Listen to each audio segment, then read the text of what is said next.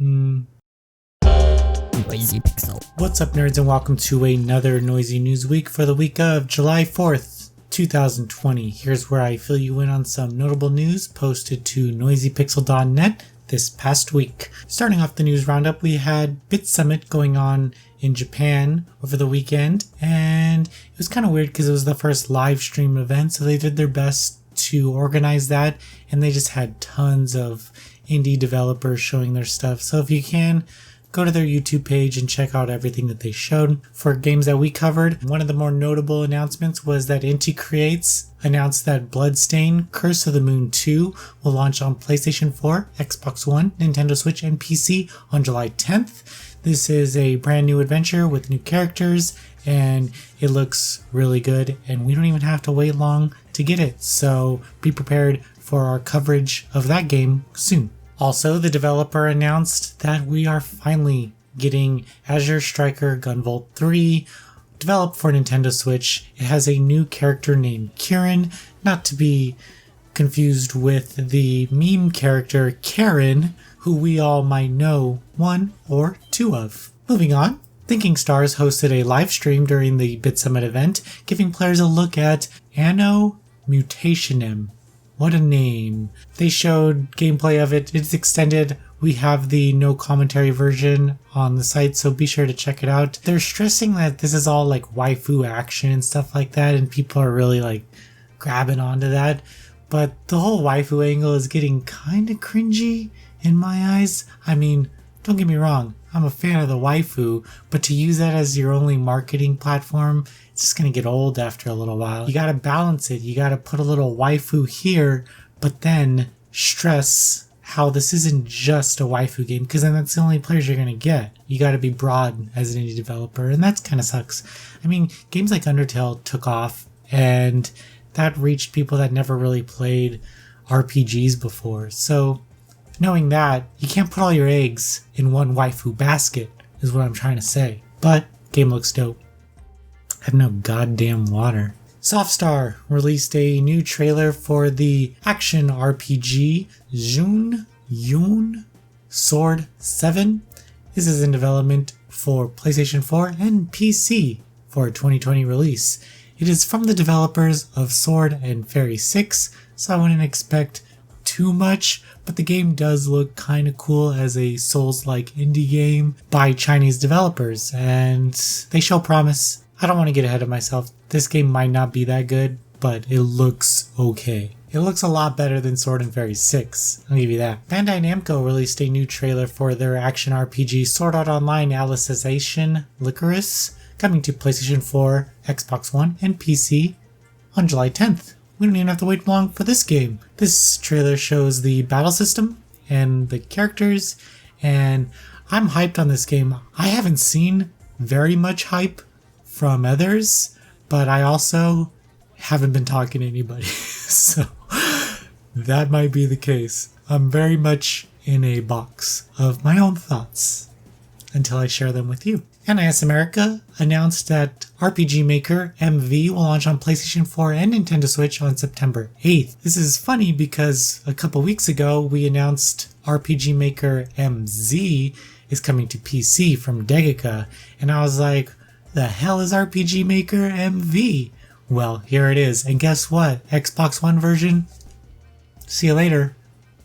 Not even gonna do it. They didn't talk about it, and I don't think they want to. So let's move on with our lives with the PS4 and Switch version. This is just giving tools of development to possible programmers. It handles all the assets and frames and stuff like that, and just allows you to create your own story. It's a very nice tool for those wanting to enter the video game industry or just make something of their own. You can also play and share other creations. Square Enix released a new docu-style trailer for the IO Interactive developed Hitman 3, and it just shows the developers talking up their game. Doesn't really show anything about the game or gameplay wise, but yeah, you have the developers saying how great the AI is and how much they've pushed this game. It's the best one in the series. All those keywords are in this trailer. The publisher also released an overview of the People Can Fly developed co-op shooter Outriders, coming to PlayStation 5, PlayStation 4, Xbox Series X, Xbox One, and PC in the holiday of 2020. And I gotta say, I'm not the biggest shooter, but this game looks so good. Like, I am extremely excited to play more of this game. I don't know what it is. It's just fast, it's arcadey. Probably give that to the developer and their past games, but man, I am pretty stoked on this game. Let me know if you think this game looks good, even if you're not a shooter fan. Moving on to visual novel news. Kaneko released a free demo for their slice of life visual novel, Tokyo Reconnect. They are going to launch a Kickstarter soon. The demo is the prologue of the game.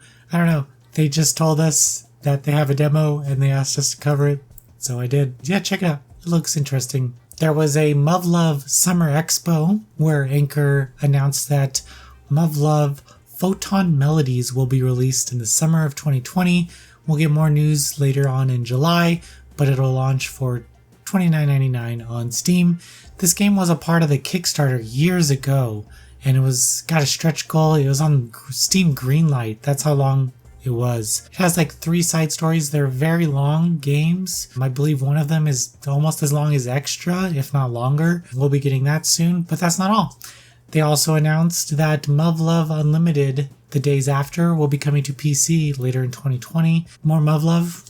What can I say? I've played lots of Muv-Luv games, but I'm not like super fanboy into it like most people are. And I probably should be because I liked the other games so much. But man, this story is getting complicated and I probably should go back and replay them because I played, Photon Flowers, and a lot of those side stories are just one-offs and don't have anything to do with what's going on in these games. I think I have to go back and play Alternative just to know what timeline I'm in and continue on with these other games. And there's mechs and waifus.